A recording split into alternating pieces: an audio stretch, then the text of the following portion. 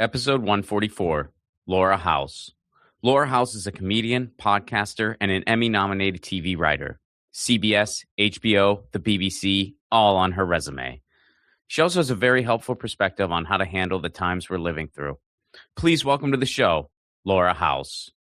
What's up, everybody? The Edinburgh Fringe Festival is coming up soon. I will be there August 6th through 30th. You can get all information about my shows at romplicone.com. I'm part of the Free Fringe, so no tickets. Just show up. I will see you there. You'll be in Edinburgh, Scotland for the Fringe. I will see you very soon. August 6th through 30th. Information at romplicone.com. And Left It Wall is out now. It is out on a bunch of platforms, but I recommend watching it on Tubi or on YouTube free with ads. You can watch it on YouTube free with ads now. So please do check it out. Everything I just mentioned is totally free. In the times we're living in, free entertainment is pretty cool. So see you soon.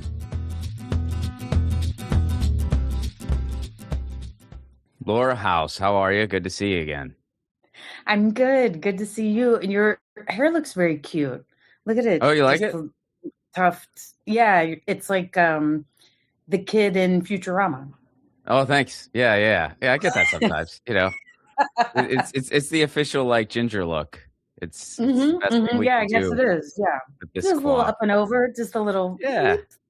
Yeah, a little up and over, and there's less and less of it with each passing year. But you know, the starting point just keeps going back. That's all. Enjoy while you have it. Yeah.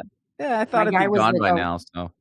Yeah, I hear you. My guy was like Brian was like a long-haired, like he was like, that was my thing. I was the long-haired trumpet player, and now he's bald, and he's like, oh wow, I enjoyed it while I had it. He would dye his hair. He would like.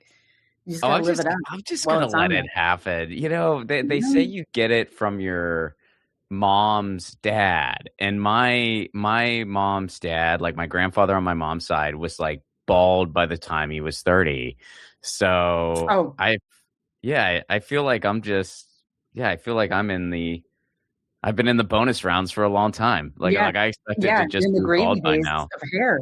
Yeah, so I'm just like, well, it's still here, you know, whatever. And when it goes, whatever's gonna happen, I'm just like, what can we do?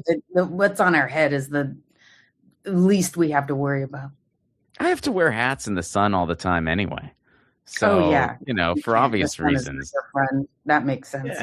Yeah. So it's like, I mean, even now you're sitting in a dark closet. Yeah, you can't. Right. I'm coming at you from the dark closet because that's even lamplight is your enemy. I get it. I thought the black curtain was going to be good for like interviews and stuff because I thought it'd be good for auditions. But yeah, I learned really quickly like I can't wear a dark shirt or it looks like it's just like my head talking to people. Pee Wee Herman's head. Yeah, right. That's so funny. So like I should have thought this through. Maybe black curtain was a little too too much, but no, it feels like hey, we're really gonna talk here. I'm enjoying from when we like a Charlie Rose kind of, you know, without the allegations. Like I need a couch. That's what I need. I need like a couch where it's just like it feels like hey, right. I really want to talk to you. Like I'm not here for you to like look at the background. Like you're the background. Let's get it. And then mine is like, I love the contrast of our backgrounds of like. It is perfect. I have the background of a much younger woman. No, I love it. Well, you got a typewriter. You got a typewriter going. No, it's a straight up writer vibe, I guess. Yeah. Writer, a little bit of a thrifter vibe with the typewriter going on. Do you collect typewriters? Mm-mm. Okay. No, just somebody. I donated something. I donated a laptop, and somebody commissioned this painting. Oh, cool! Man, that's an amazing painting because I thought it was an actual typewriter box. Yeah, no, it's a painting. That's really cool. Yeah. No, I have a friend who collects typewriters, and it's really there's a whole subculture around. Oh yeah. That. I don't know anyone directly, but yeah, I've heard that's a real Tom Hanks thing. Oh, really? Okay, Interesting. I mean, I've never actually used a proper one. I mean, I have one of those toy ones when I was a kid, which technically worked. I don't know if you remember those, but they did work. But I mean, yeah, I didn't really like use it. I mean, I could type a couple words or whatever. But yeah, I have some friends who like collect them, and I found one once at a thrift store, so I got it for him as a gift, and he like still talks about it and knows a lot about that Oh, typewriter, and I mean, he was just like, I hope you didn't take too hard of a hit getting that for me. And it was like $10 or something, and I'm like, yeah, no, yeah. no, dude, it's fine. All Yeah, you yours, can just buddy. play It it off. was. Like, hey, you're worth it, man. Hey, don't worry about it. You just really omit, Don't ask, like, just buddy. Just never pay read it forward. Celia, but just be like, for you anything, and just let him imagine it was thousands of dollars. So No, it didn't matter what it cost. I had to get it for you. Yes, It yeah. didn't I think I matter. was If it was cryptic about it. $11, you wouldn't have it. It was just 10 that 10 was my 10 and cutoff, under. friend. I'll Yeah, indulge this habit if it's 10 and under. Otherwise, I don't yeah. know. It's not that big a birthday. So where are you from? Grand Prairie, Texas. Oh, okay. So Right? where's It's a suburb of Dallas, and it is, I suppose I was literally born in Dallas, but it's in Dallas County. So it's, suburbs have their own flavor, and Grand Prairie was like it sounds, like it had a country, like Fort Worth is 10 minutes that way and Dallas is 10 minutes that way. But Grand Prairie, I mean, you would have thought we were, 100 miles from civilization, I mean, not in the roads. I mean, it was like Burbank. It was 70,000 people, growing up. Like but it just like there were chili cook-offs, like it was country, like it was like square dances and, like parades down literal Main Street and, stuff like that. So it was, and then my mom and dad were kind of old timey also. Like my mom was a teacher and she just wanted to have the same schedule as me and my brother. And so she was very sweet. Like I didn't have, like, now that I'm in LA, like you meet people with like, I mean, you can't believe people's parents, I'm like, well, my dad was kind of cranky, but people are like, oh, my narcissistic, abusive. And it's just like, oh gosh, if they were even there at all. So it's pretty Norman Rockwellian, with a cowboy hat, if they all had cowboy hats around that Rockwell table. It's funny. I've noticed since living in LA that there is a stark contrast between people that had really bad experiences with parents and people who didn't in comparison. And usually it's like the people who didn't in comparison, they'll just be sort of sitting quietly throughout those conversations. Yeah, I mean, it's interesting too that, you're a screenwriter and it's, when you talk about a character's wound and, everything from being a stand-up, everything I start to talk about comes from a personal place, like when I look at my old jokes, my early jokes, almost everyone started with my age or where I was from, like my premises have built in, I'm a this, therefore these are my thoughts on, whatever I'm about to say, I'm 24 and this, or I teach 7th grade and this, or I've been dating and this. So in drama, when I think of like a character and they're like, what are their core wound? Everyone's driven by a wound, trying to heal. And I have a harder time. I don't have the most dramatic one, but they're all real and they're all big because we were little and we didn't have words. But my one, I think, you're born an artist or not or whatever. But my family, so there's 4 of us, 2 brothers, sister, mom, dad. They're all logical, find the right answer people. And I'm right, but what if there's not a right answer? What, let's explore every possibility. And so my, great childhood pain was just not being understood. I mean, and they weren't even, I mean, they were nice, but they, weren't even particularly understanding about, it was just a lot of like, okay, like, or my impression of my mom is like, oh, Laura, just like, I don't know what to do with you. And, I'm a very, I don't know what to do with you person. And, what are some, I don't know what to do with you, for instances, growing up? well, maybe you ask me a question and I sing the answer back. I don't know. Like, I'm just silly. Like, I'm just a goof. And so this was one of the most validating moments in my life is I have a partner named Brian. We're engaged. And when he came and met my dad, I had told him about my family, like they're really nice. We're just very different. And I was kind of ignored growing up, like, because I don't know what to do with you. So they would just kind of and walk away, and at the end of day one, Brian turned to me and he said, wow, they really do just ignore you. And I was like, yes, don't ever leave me. You see it, like it was, they're just like, they don't understand why, like, even if I use tiny example, I'll try to, well, like when I was little, like my brother took apart and put together radios and built lamps. And he was on the internet before it was called internet. He was on computer with bulletin boards, and, I had a ventriloquist dummy. Like, I trained for hours and hours in my room to be a ventriloquist and do calligraphy. And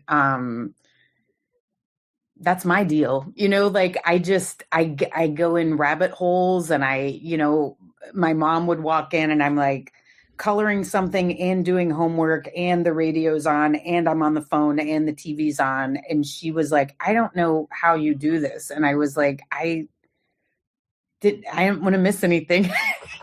Like my brother didn't go away for college. I mean, he did for a second and then he kept coming back. But like in high school, I was a foreign exchange student and I went and lived in Norway for a year. Like, I'm just like, my brother still lives in the Dallas area. And I'm like, if I got further west, I'd be underwater, like I'm just a go away person. And they're all like, here seems perfectly fine. And I didn't think so.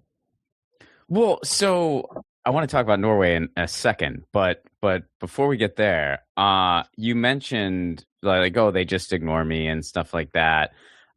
Did you always just sort of accept that? And was it easy for you? And if not, like, when did you kind of reach a point of acceptance with all that? Because it sounds like you're there now, as much as any human can be. But like what was that journey like? Yeah, no, it wasn't easy. I mean, it's so hard.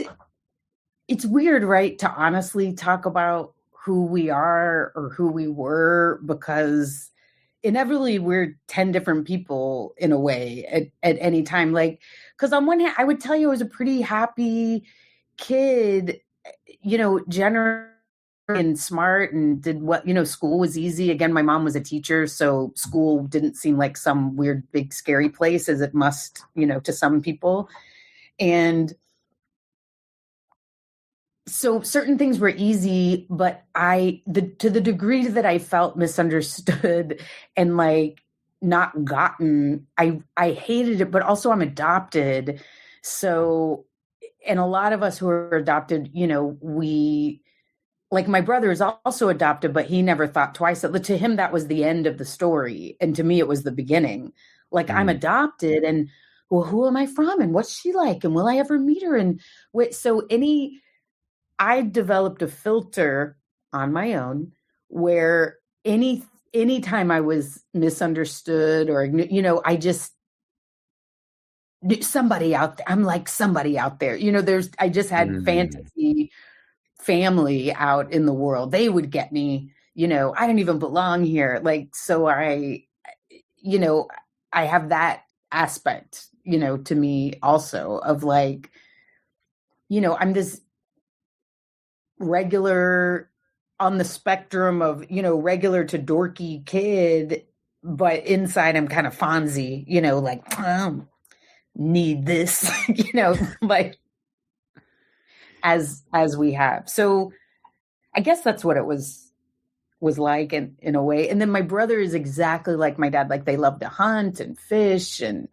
he couldn't have had my dad cloned himself. They could not be more alike, really. And I was like, the town weirdo.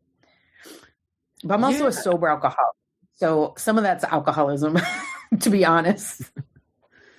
So then what was it like, being in small town Texas where, like you didn't fit in, and you go to Norway and then you come back? Like, unpack all that for me. What was Norway like? Well, what's interesting is I didn't fit it in my family, but I fit in school, like Okay.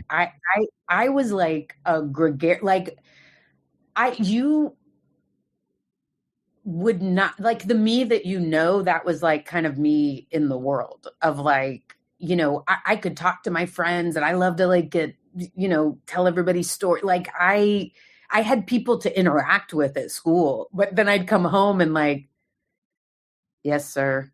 No, ma'am. Pass the chicken, like, because that's just, I would try to make, it's really, they just don't joke. They're lovely people. They're very kind. And Dad watched comedies, and he would make a wry comment on occasion, but they're just very like, kind of just sincere people, like they're not bad. Like, they're not like, shut up. They were just like, it just doesn't occur to them I always felt like, just use language to ask for more chicken. Like you make a scene, like like you can have fun with talking. And they were like, I don't see it. I engage in language to suss out information. I don't. Anyway, whatever. I'm exaggerating a little. They had friends. They talked to them. But so Norway, I got because I wanted a bigger social life, I joined a really big church in middle school. And my parents were very chill. Like Dad didn't even go to church, but my mom was Episcopalian. So just she didn't even care that much about it. She just kind of knew people there. And I was like, I went with a friend to a Southern Baptist church, and like the kind of church with like a gym and a Camp Colorado, like mission trips. Was it a straight up mega church or close to it? Or? It was the Grand Prairie version. It wasn't a full mega, it wasn't televised, but it was the biggest church in town. And it was like, some wealthy people went there probably. And, it was like I think of it now as like, and I was very religious. I was also really into Jesus, because I versus Episcopalian, or Catholic Episcopal, where it's like intercession and, pray to the Virgin to intercede to God. I was like, I don't get it. Like, because Baptist is like, Jesus is your best friend. You're hanging out with him all the time. And I was like, I like it. Like I just wanted, I think, a message of like, who totally gets you and loves you? Jesus. Like, I think I was like, well, finally someone. So I don't know. But I was really religious and like an anti-drinker and really into church. And then when I went to Norway, in Norway, they were like, well, somebody explained like, well, young people don't really go to church here. Like we actually think it's kind of weird if you're young to go to church.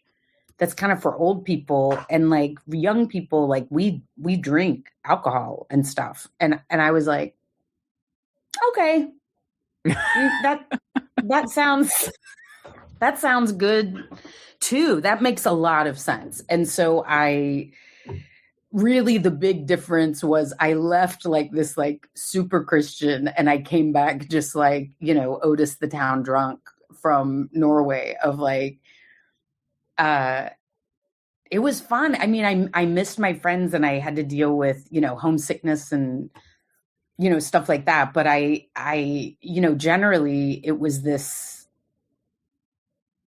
it was neat. I became fluent in Norwegian, and I traveled around Europe while I was there. And I think the biggest thing that I got from it was a really different world perspective I couldn't have gotten in Grand Prairie. Like when I was there, and I hate to tell my age, but I already mentioned the bulletin board thing, but a big scandal was Jim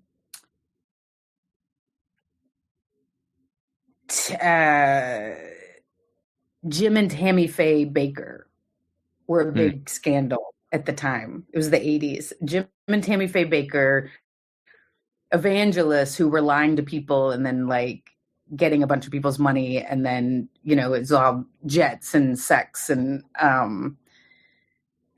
whatever. And then there was another, and I can't remember his name, you might know, but he was a presidential candidate that was like a front runner. And then there was a picture of him with a woman on his lap in a boat.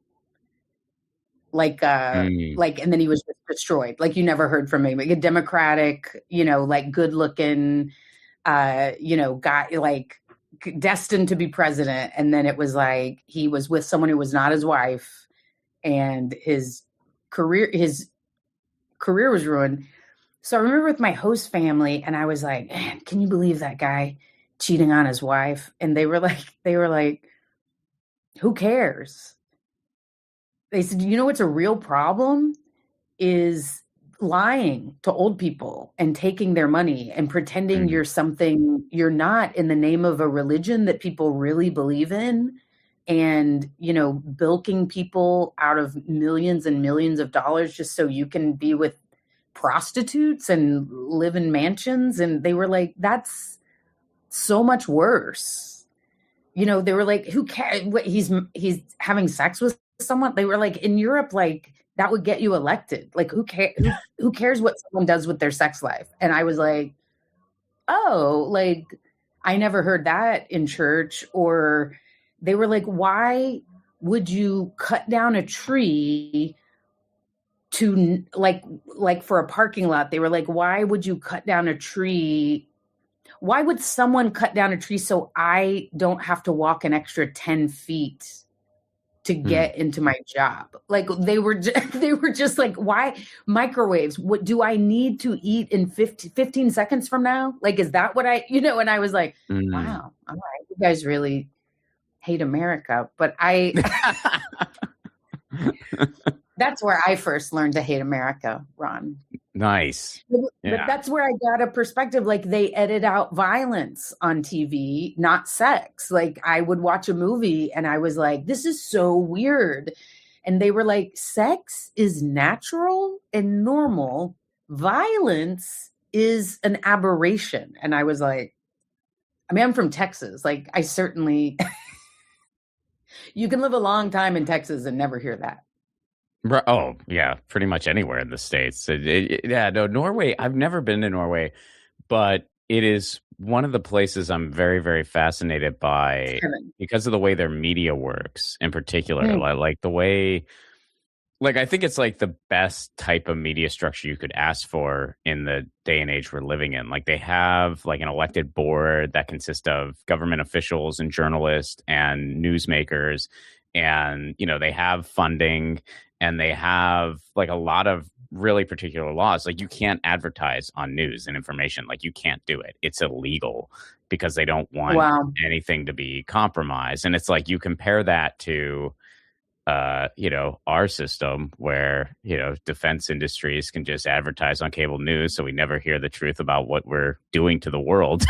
And it's like, it's really, they can advertise, and then the president's best friend can just buy the whole thing and swap out new, that was really, it gave me, like, I'm smart, and I probably would have pursued a lot of things that I did pursue, and I'm sure I would have moved away, et cetera. But, having that experience really taught me other places are great, and they do things, there are other places that do things better. I mean, it's also relative to, they have the same population as, Arizona. So there Sure. are things you can do in other countries that are, the genie's out of the bottle here. The heavily armed genie is out of the bottle, here in the States. But my whole life, it's been interesting to me when people say, from when I was 16, like when people are like, socialism is having everything handed to you for free and still complaining or whatever. And I'm like, no, I've seen socialism up close, and it means, you're not stepping over homeless people to get to work. It means nobody is left behind, and people can still manage their money in a free way. And some people definitely had more money than others. I saw it firsthand. Like, the family I lived with had a boat, and there a Jeep was exotic, like, because it wasn't local, and they had money and they did stuff. And then some people had less, but no one was like, well, if you'd worked harder, you could see a doctor, like, it was there. They were basically, and they talked to me a lot at the time about America. Like, one of them, one time my host dad said, he explained it. He said, well, we don't feel the need to be a superpower. And we prioritize a good existence. That's what's important to us, not being powerful and all powerful. And then so I've also, since I was young, had that in my head, had that idea of like, oh yeah, like, the drive of capitalism does affect everybody who lives in the country. Like, it does, there is like a whole personality to the country itself that you go, yeah, I mean, because we all kind of have to be powerful, or we all will be left behind, and you have to, like, it creates the rat race, et cetera. Whereas in Norway, they're like, I can work harder if I want to, and I can have a little more if I want to, but I'm okay. I have a decent baseline. Yeah. So you come back from Norway. It's hard not to get into politics with you. No, hey, I love it. Yeah, no, I appreciate it. You're preaching to the choir big time. I know. I think everybody would be. I mean, I think the only reason most human beings aren't just straight up anti-capitalist is because we attribute certain things to capitalism that have nothing to do with it. Like we attribute human nature to capitalism. Like, they sell you this bullshit idea that, like, well, no one would participate in society if we didn't have capital. That's nonsense. We would still have all the same stuff because we're naturally communal beings. Yep. And we naturally want to do so. Like, again, in Norway, it's that's why, to me, I don't know what I would believe if I hadn't lived there. Like, I'm still on Facebook with people from my hometown. They don't. We're not posting the same memes, man. Like, they don't believe, they're in a different tribe. But I, when people would be like, oh, America's the greatest country on earth. And I was like, you have not traveled, like, I'm not anti-America. I'm just saying, like, Canada's great. France is great. Like, Scandinavia is completely great. You've never heard of Finland, New Zealand, like, it's just such a, there's so many, that argument. And I always thought it was, so anyway, I just have that perspective, or like when people are like, oh, go try living in, and then they just, mention the most, war torn, difficult, place in the world. Oh, then go live there. And it's like, there's, there's there's whole again, there's a spectrum of places to Yeah. live there. Yeah, I've Anyway. always loved that like big whataboutism they throw. They're just like, well, at least you won't get your head chopped off if you say blah blah blah. And I'm like, wow, what a high bar. We don't like we don't mass execute people. It's like just ignoring that we Yeah, also don't have the basic necessities that every other industrialized nation has, right. and it's a Yeah, choice. We have the resources to do it many times over. It's all a choice that honestly most of the people don't make, but the powerful do. And yeah. Ah, yeah. yeah. So you It's got that at 16. I did, yeah. And then I came back and then I did my senior year of high school, which was so funny because I remember, like my mom was like, okay, be home by 11. And I was like, Mom, where I was for a year. I was like, okay. Well, we've got rules again, I guess. But I was like, all right. And then I went to college, and then And where was college? my UT Austin. Oh, so you went to where the weirdos go in Texas. I did. What do you think of Austin now? It's tough, man. But what's funny is, so I was there in the 90s, and it was the same conversation that's happening now. And somebody told me it was the same conversation in the 80s also. Like It just goes anytime through waves of trendy. No, it's more, I mean, I imagine day 2 of Austin, they were like, you know what? It was so much better yesterday. Like, like it was so weird and cool, and like it's just gotten so commercial. Like literally, like day 2. Day two. That's Yesterday, Austin was like you don't even know, man. Like you don't even know, like because even in the 90s, they were like, oh, but it was like really like Austin was so like I feel like maybe Austin's never really been Austin, or like maybe the idea of Austin is more Austin than maybe Austin's ever been. You know what I mean? Because it really is like, because it was the exact same conversation in 1993 of like, oh no, this is so crowded and commercial and stuff now, you're kidding. And so my mom wanted me to teach school. I wanted to do comedy. I was afraid I couldn't do comedy because how do you just, I'm just going to go do comedy and, make a living, seems so insane. So I taught 7th grade, and I did stand up at night. And that is how I started my careers. And,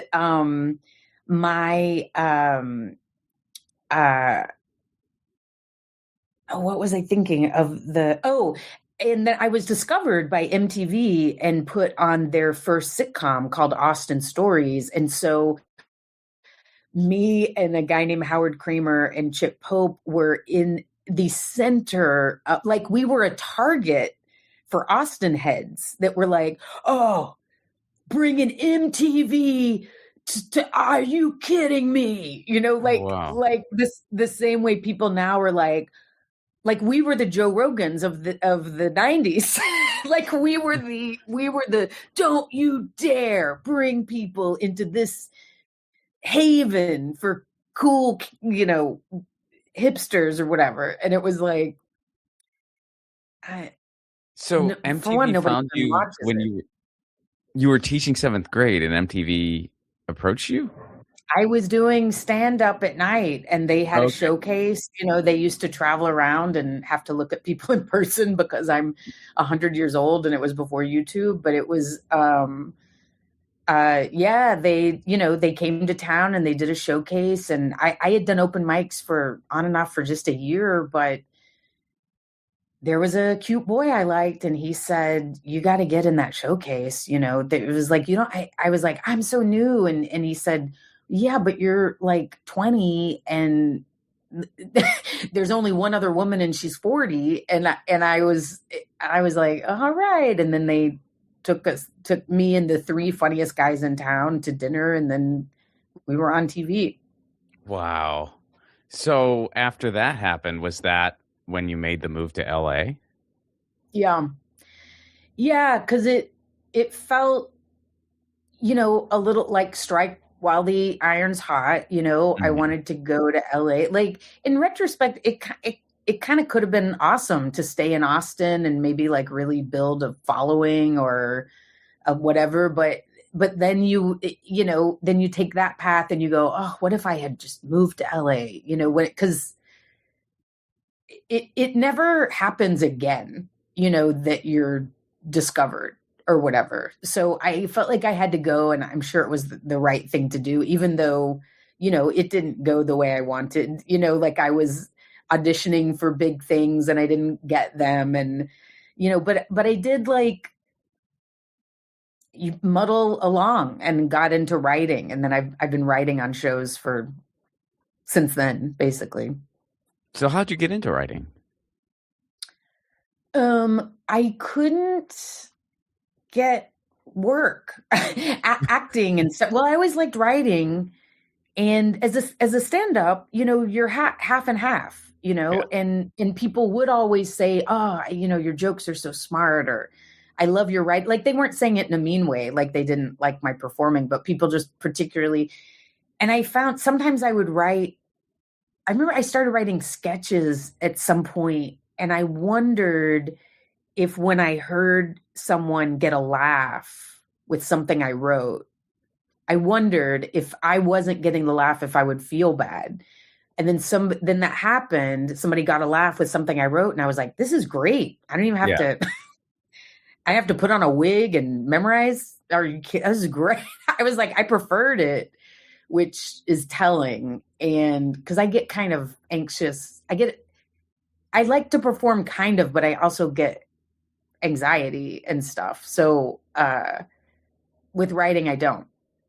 So the internet had come along at that point. This was like late 90s. And I started writing. A friend of mine was writing for a web series based out of San Francisco.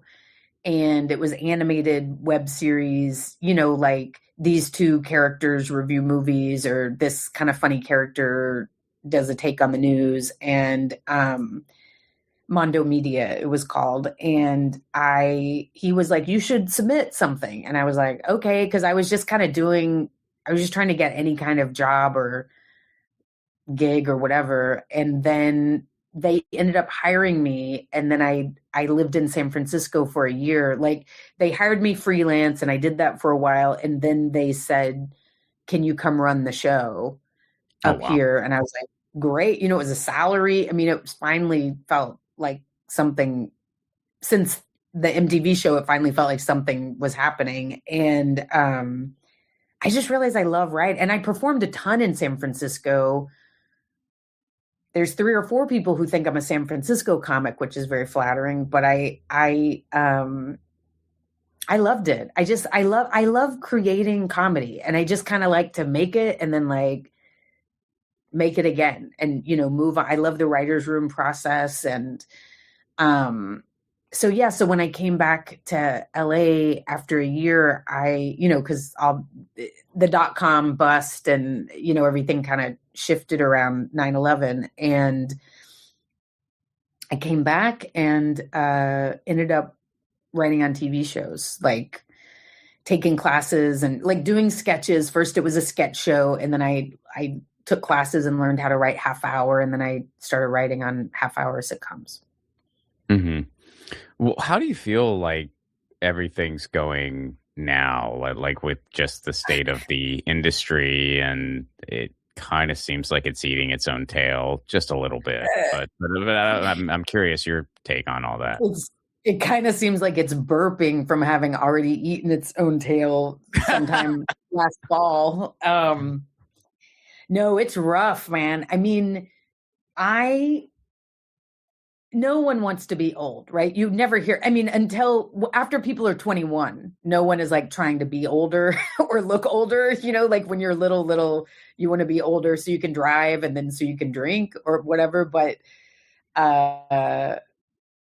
I'm so glad to be old right now. I'm so glad to be like, if I can just squeeze out a couple more laps, I just need, like, I'm like at the end, I'm in the last, like, I can't imagine being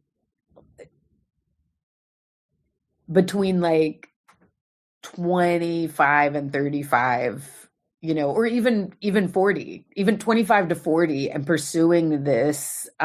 Is that where you land in there? I'm 41.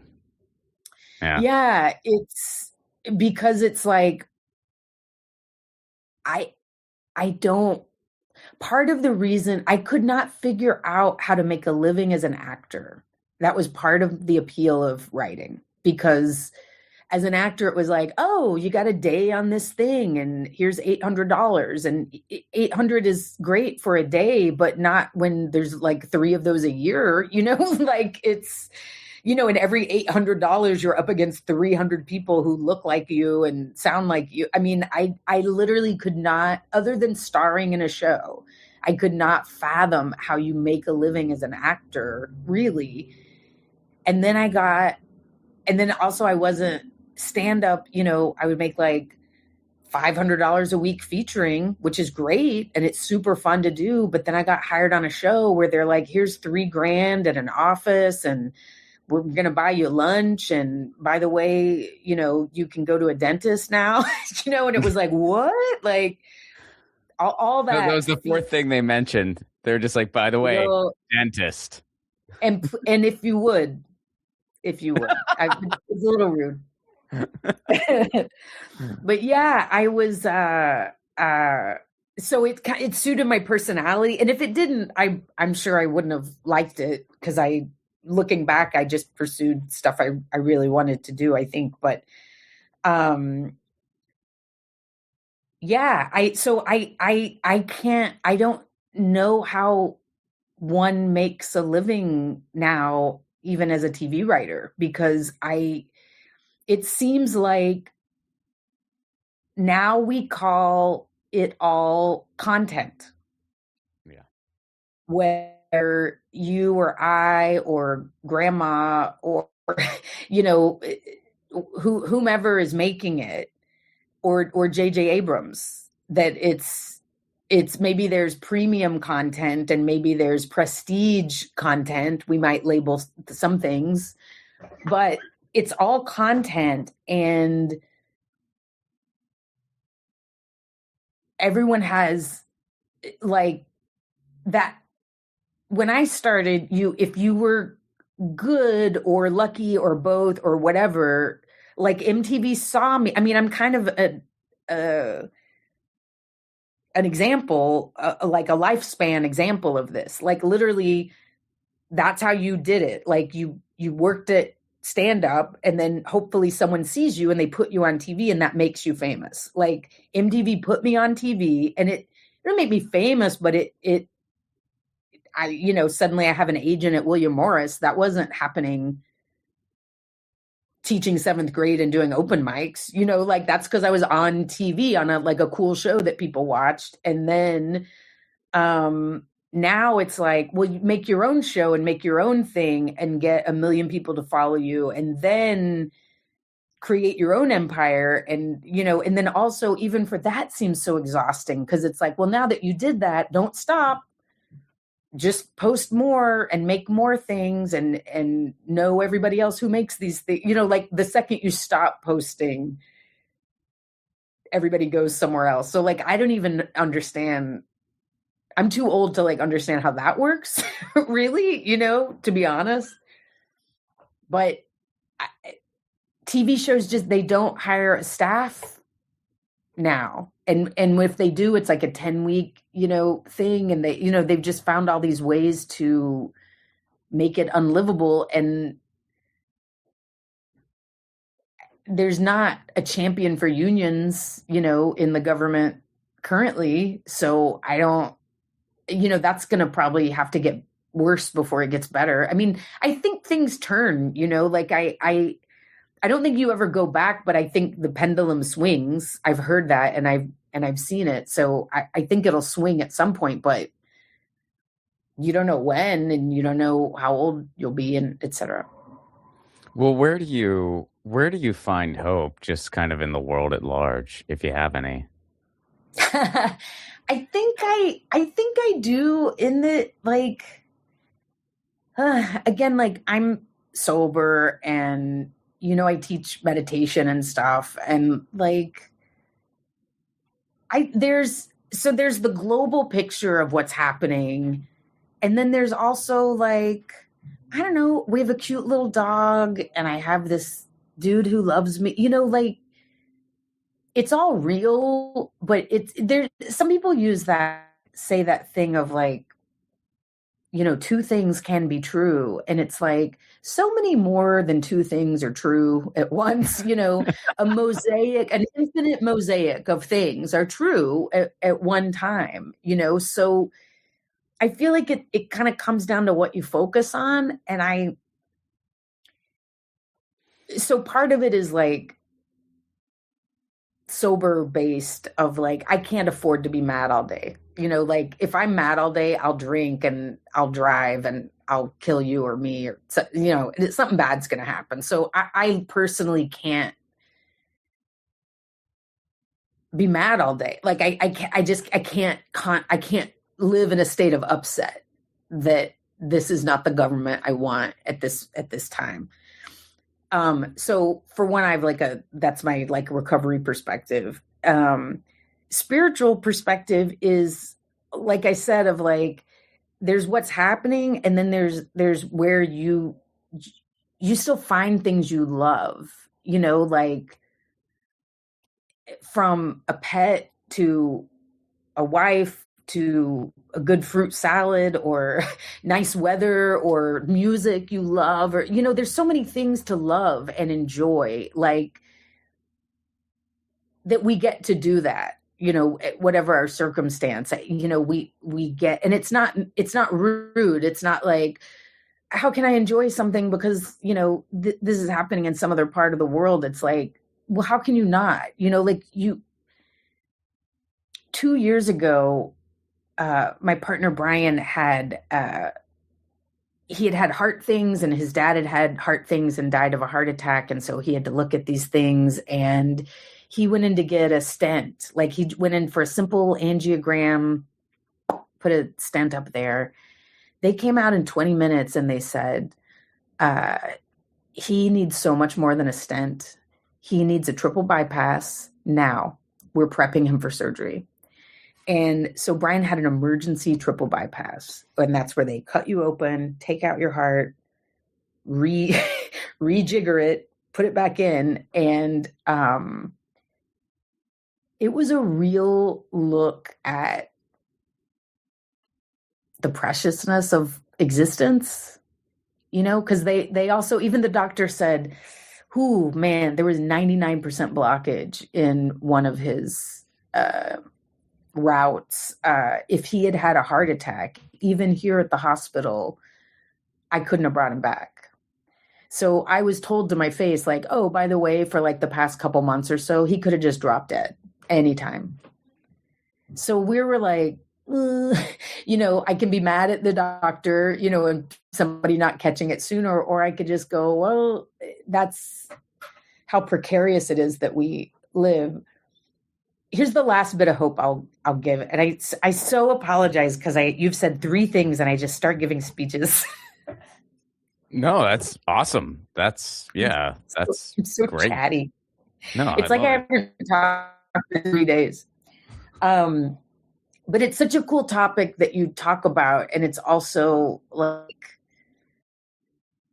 I know, easy to talk to. But here's the last thing I hope is I don't remember a lot of things from school, but I had a teacher who it was a history government class, and she gave us a newspaper story to read that was like, this is essentially the gist of the story was like, this is the most dangerous time that there's ever been to be alive.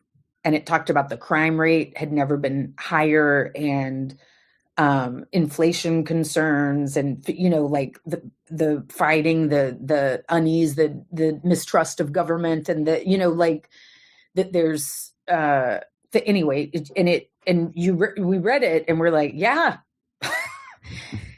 thanks. Yeah, it is. It's very upsetting, what's happening right now. And then she said, turn it over. And it was an article from like the 40s or something. Mm-hmm. And her point was, and I've always remembered, obviously, because I'm sharing it, like her point was, it has always felt like this. And like, I know even in our lifetimes, we go, but no, it's never felt this bad. I mean, lockdown felt insane. Like, I'm sorry, air is killing us and we can't go outside. That's how, like we had to have those conversations and put on masks and run in to get toilet paper. I mean, it was insanity. 9/11 was insane. I mean, 9/11, we walked around like that did not just happen. Like that can't happen.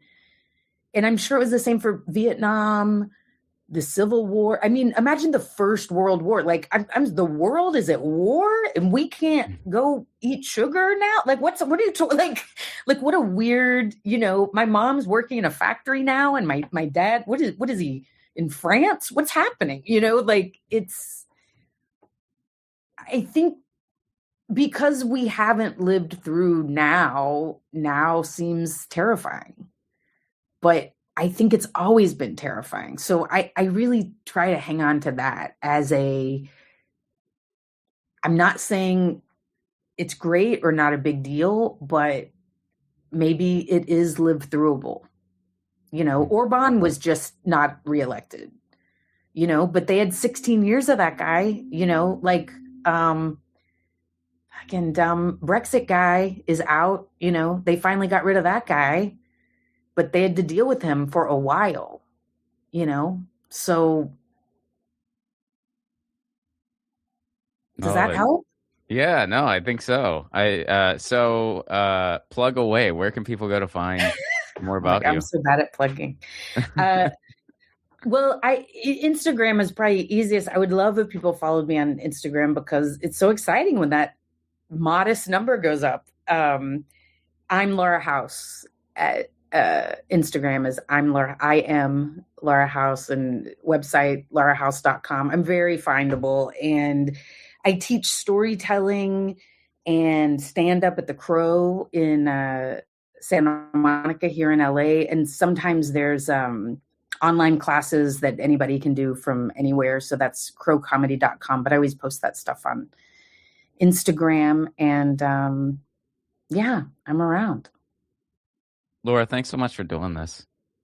It's good talking to you. You're a sweet guy.